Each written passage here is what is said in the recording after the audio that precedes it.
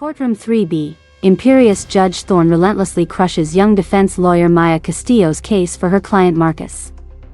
Facing overwhelming bias, Maya risks everything, subtly referencing fragmented encrypted logs and dropping a single, explosive codename, Keating. Feel the shock as Thorne erupts in uncontrollable fury, his panicked reaction shattering his judicial mask, hinting at his own dark involvement in the setup. The courtroom is stunned. What happens when a judge's corruption is exposed mid-trial? The air in Courtroom 3B of the Northern District of Avalon Federal Courthouse was thick enough to taste a metallic tang of stale coffee, cheap disinfectant, and palpable anxiety. It clung to the imposing mahogany walls and the vaulted ceiling, muffling the rhythmic click-clack of the court reporter's keys like a drumbeat counting down to an execution. Maya Castillo, barely 30 but carrying the weight of a system designed to crush spirits like hers, felt the pressure settle onto her shoulders, familiar yet heavier today. Dressed in her best, yet still modest, charcoal suit, she stood at the defense table, a lone bulwark against the tide threatening to swallow her client whole. Her client, Marcus Jones, sat beside her, a young black man whose potential shimmered beneath a veneer of terror. Accused of intricate wire fraud against Omnicorp, Avalon's gleaming corporate behemoth, Marcus looked less like a criminal mastermind and more like a student caught in a crossfire he didn't understand. His borrowed suit hung loosely on his frame, and his eyes darted nervously between Maya and the figure presiding over the room from his elevated throne, Judge Thorne. The name alone sent ripples of apprehension through the Avalon legal community. A man carved from granite and glacial ice, Thorne ruled his courtroom with an iron fist cloaked in the velvet glove of judicial procedure. His silver hair was impeccably coiffed, his black robe seemed starched with sheer authority, and his gaze, when he deigned to bestow it, was notoriously cold, particularly towards public defenders and defendants who didn't fit the mold of Avalon's elite. Today, that gaze swept over Maya with the briefest flicker of dismissal, lingering for a moment as if assessing a particularly uninteresting insect before moving on. He didn't acknowledge her presence beyond a perfunctory nod toward the general direction of the defense table. Across the aisle, the prosecution team radiated confidence. Led by Arthur Jennings, a senior partner from the city's most prestigious law firm retained by Omnicorp and deputized for this case, they moved with the oiled precision of a well-funded machine. Jennings exchanged a brief, almost imperceptible nod with Judge Thorne, a flicker of understanding that passed between men accustomed to inhabiting the rarefied air of power. It was a silent signal, unnoticed by many, but to Maya, it felt like a physical blow, tightening the knot of dread in her stomach. This wasn't just a trial, it was a performance, and the script felt chillingly predetermined. The gallery buzzed with a low murmur. Reporters scribbled furiously, Omnicorp executives sat stone-faced in the front rows, their expensive suits forming a dark phalanx. Further back, Marcus's mother sat clutching a worn Bible, her face etched with a prayerful agony that tore at Maya's heart. Maya caught the eye of a bailiff near the door, a weary-looking man who offered a tiny, almost apologetic shrug. He'd seen this play out before. He knew the odds. Maya placed a reassuring hand on Marcus's arm, though her own palms were slick with sweat. "Stay calm, Marcus. We have the truth," she whispered, the words feeling flimsy against the crushing weight of the room. The truth? In Thorne's courtroom, the truth often felt like a foreign currency, worthless without the endorsement of power. Today, Maya knew, wouldn't just be about presenting evidence. It would be about fighting for the very air Marcus needed to breathe, fighting for the simple recognition of his humanity in a chamber that seemed dedicated to erasing it. The gavel fell, the sound cracking through the tension like a whip. The performance had begun. The prosecution laid out its case with ruthless efficiency. Digital trails, complex financial jargon, expert witnesses whose credentials gleamed like polished armor. It painted a picture of Marcus as a cunning operator who had exploited vulnerabilities within Omnicorp's supposedly impenetrable systems. Arthur Jennings moved with predatory grace, his voice smooth and persuasive, weaving a narrative that felt airtight, suffocating. When Maya's turn came, the atmosphere shifted subtly but perceptibly. Judge Thorne, who had listened attentively to Jennings, now leaned back, his expression bordering on boredom. His pen tapped a slow, impatient rhythm on the bench. Maya began her cross-examination, attempting to poke holes in the prosecution's timeline, highlighting inconsistencies in the digital forensics, questioning the access levels Marcus actually possessed. "Objection, Your Honor. Counsel is leading the witness," Jennings interjected smoothly, almost before Maya finished her question. "Sustained," Thorne snapped, without even glancing at Maya. "Ms. Castillo, let's try to adhere to basic evidentiary rules, shall we? Perhaps stick to relevant questions." The condescension dripped from his words, each syllable a tiny barb aimed at her competence, her presence. Maya felt a flush creep up her neck, but she forced her voice to remain steady.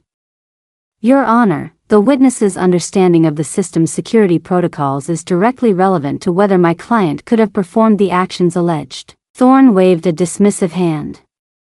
"The relevance is tenuous at best. Move on, counsel. We don't have all week for hypotheticals." A soft chuckle rippled from the Omnicorp section of the gallery. It continued like this for hours. Every attempt Maya made to introduce alternative theories, to question the completeness of Omnicorp's internal investigation, or to suggest another employee might have had motive and opportunity, was met with swift objections from Jennings and even swifter, often curtly dismissive, rulings from Thorne. He cut her off mid-sentence, sustained objections that seemed flimsy, and openly sighed when she presented documents detailing standard corporate security flaws. The jury, a mosaic of Avalon citizens, looked increasingly confused, some intimidated, others simply resigned. Their eyes flickered between the imperious judge and the young defense attorney struggling against the current. Maya could feel their empathy waning, replaced by the weary acceptance that the powerful usually prevail.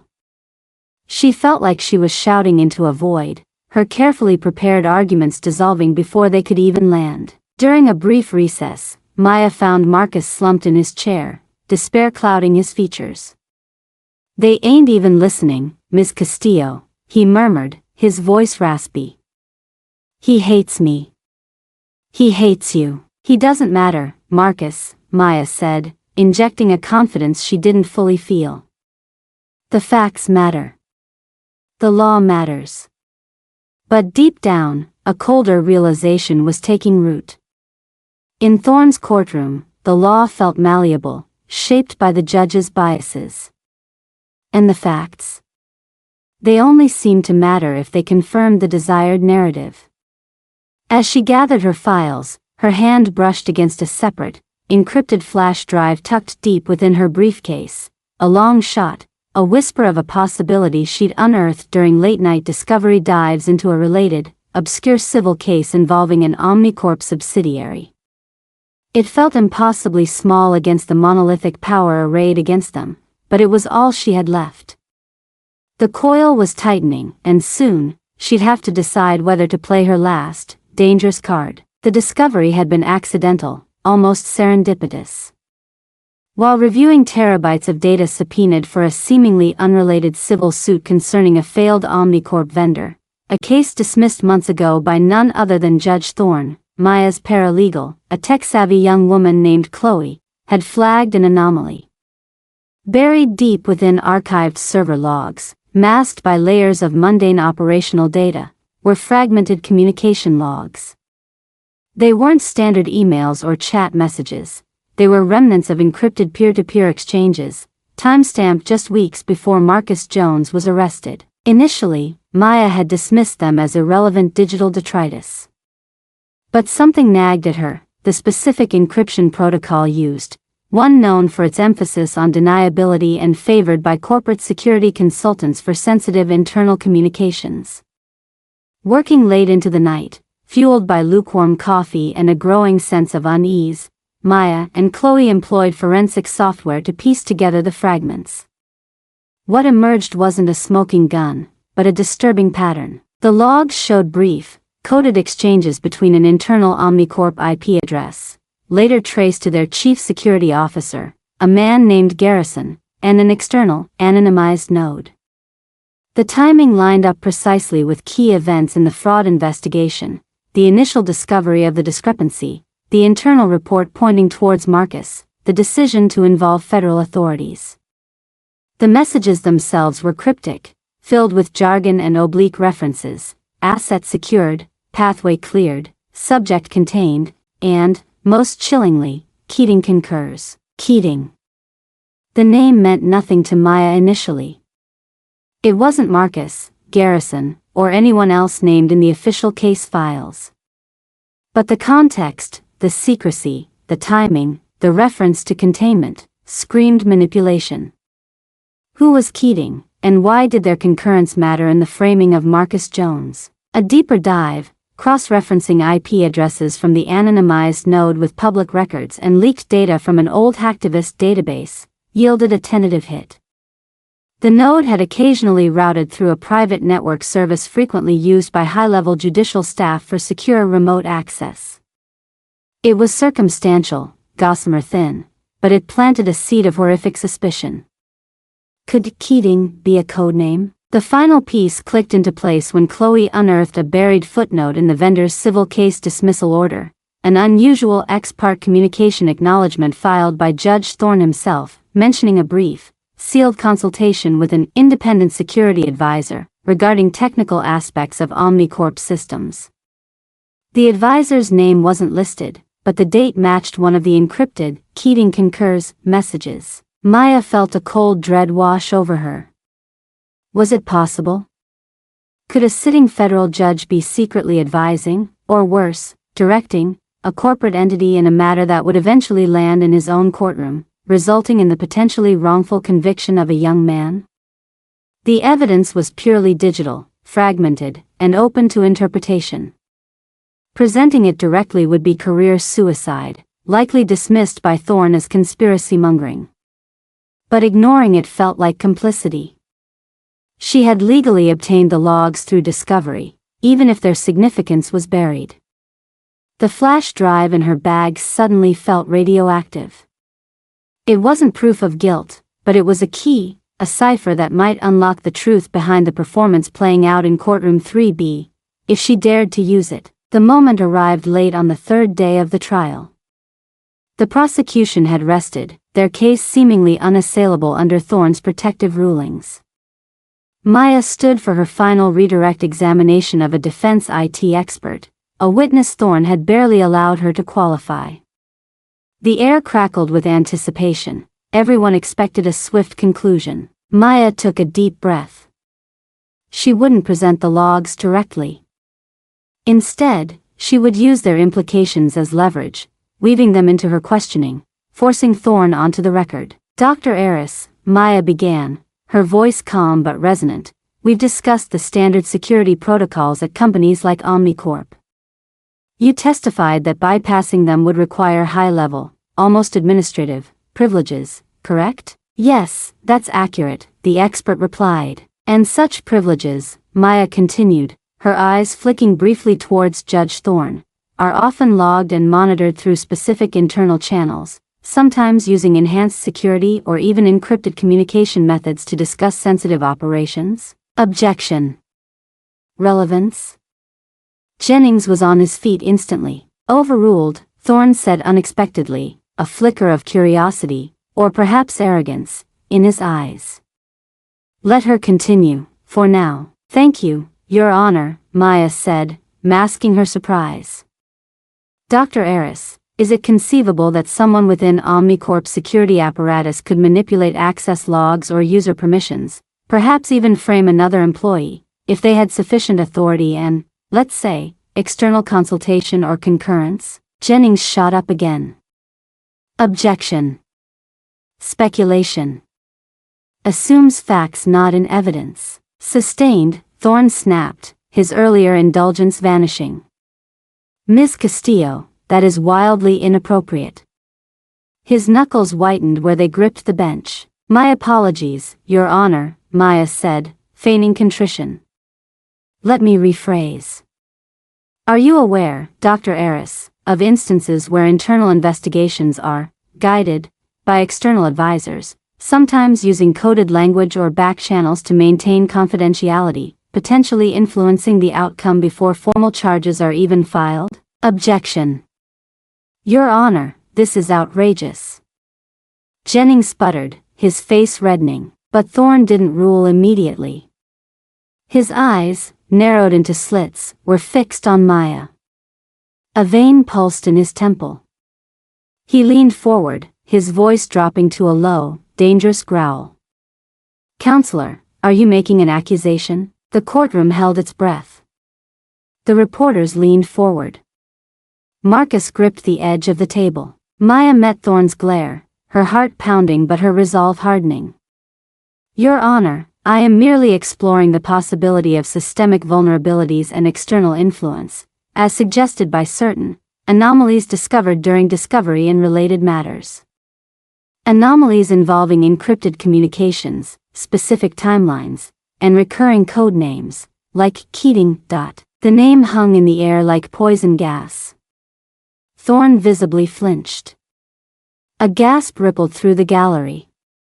Jennings looked utterly stunned, glancing nervously between Maya and the judge. Thorne slammed his hand on the bench, not with the gavel, but his open palm.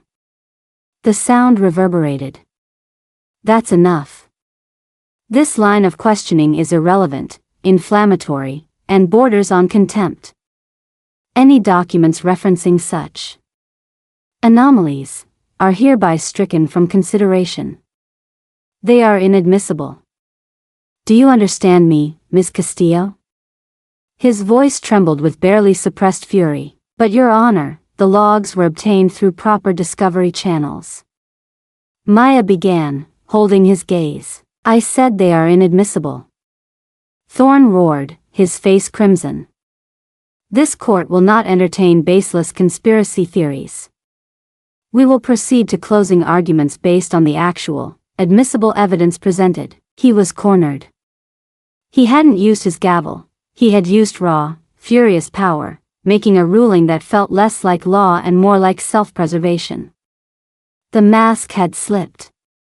The unveiling hadn't revealed concrete proof, but it had exposed something far more damning in the eyes of many present, the judge's desperate, panicked bias. The cipher had been spoken, and the reaction was the key. The courtroom dynamic shattered. The carefully constructed facade of judicial impartiality lay in ruins around Judge Thorne's bench.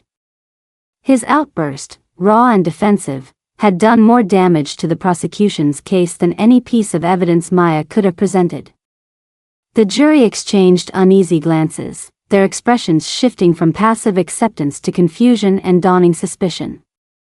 Even the Omnicorp executives looked unsettled, their stony confidence replaced by nervous frowns. Arthur Jennings, visibly flustered, attempted damage control. Your Honor, perhaps a brief recess is in order. Denied. Thorne spat, his eyes still locked on Maya with undisguised animosity. We will proceed. Ms. Castillo, you will confine your closing arguments strictly to the evidence deemed admissible by this court. Any deviation, any further mention of these spurious anomalies, will result in immediate contempt charges and sanctions. Is that perfectly clear? Crystal clear, Your Honor, Maya replied, her voice steady despite the tremor she felt inside. She had pushed him, and he had revealed himself. But the cost was immediate and dangerous. As Maya began her closing argument, sticking carefully within Thorne's draconian limits, the tension remained thick. She spoke of reasonable doubt, of circumstantial evidence, of the lack of definitive proof placing Marcus at the keyboard. But woven subtly beneath the surface of her words was the implication of what couldn't be said aloud, the possibility of a setup, of unseen hands manipulating events. She spoke not just to the jury, but to the record, to the possibility of appeal, to the court of public opinion now watching with rapt attention. Suddenly, Thorne interrupted her again. Ms. Castillo, your time is nearly up. Conclude your remarks. He hadn't given Jennings a time limit. Your Honor, I still have several points to cover regarding the digital forensics. Conclude. Thorne slammed his gavel down, the sharp crack echoing Maya's own fracturing composure. You have made your points, such as they were.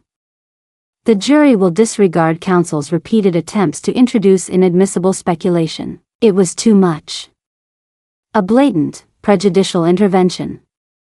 Before Maya could protest further, a side door opened quietly. Two individuals entered, not uniformed marshals, but somberly dressed figures Maya recognized instantly. Agents from the Department of Justice's Public Integrity Section. They didn't approach the bench or intervene directly, but their presence, silent and observant in the back corner, sent a fresh shockwave through the room. Someone had noticed. Someone else was watching Thorne. Thorne saw them. His face, already flushed, turned ashen. He gripped the edge of the bench, his breathing shallow. The room fell utterly silent, save for the frantic clicking of the court reporter's keys capturing the implosion. Seeing his reaction, seeing the DOJ agents, sensing the shift, Arthur Jennings made a calculated move. Your Honor, he said, his voice regaining some of its smooth composure. Given the unexpected developments and the potential for perceived prejudice, the prosecution moves for a mistrial. Thorne stared blankly for a moment, trapped between his fury at Maya and the sudden, terrifying appearance of federal investigators. He looked cornered, his authority evaporating under the weight of his own actions. He opened his mouth, then closed it. Finally, glancing towards the DOJ agents, he nodded stiffly. Motion, granted. This trial is declared a mistrial. The gavel fell one last time, not with a crack of authority, but with a dull thud of defeat. Chaos erupted. Reporters scrambled. Marcus slumped, relief and confusion warring on his face. He wasn't convicted, but he wasn't free either. Maya stood amidst the swirling uncertainty, the flash drive heavy in her pocket. She had stopped the train, but the tracks were mangled, and the destination remained unknown. The system hadn't yielded justice, but it had fractured under the pressure of truth. Weeks later, the dust hadn't settled, it had merely shifted. Judge Theodore Thorne was placed on administrative leave, pending a full investigation by the Department of Justice. The Avalon legal community buzzed with rumors and recriminations. Thorne's imperious reign was over, but the intricate network of influence he represented remained largely intact. Garrison, the Omnicorp security chief, had lawyered up and disappeared from public view. Arthur Jennings and his firm quietly distanced themselves, issuing statements about upholding prosecutorial ethics. Marcus Jones was released on bail, the charges still pending. The district attorney's office, under intense scrutiny, was reviewing the case. His future remained precarious, a life suspended in the ambiguous space between indictment and exoneration.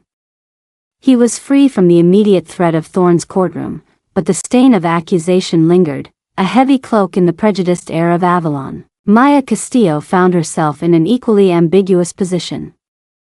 Hailed as a hero by some public interest groups and vilified as a reckless firebrand by the city's establishment, her career path had become uncertain. Offers came from activist organizations, but wary glances followed her in the courthouse hallways. She had won a battle, perhaps, but the war against systemic inequity felt vast and unending.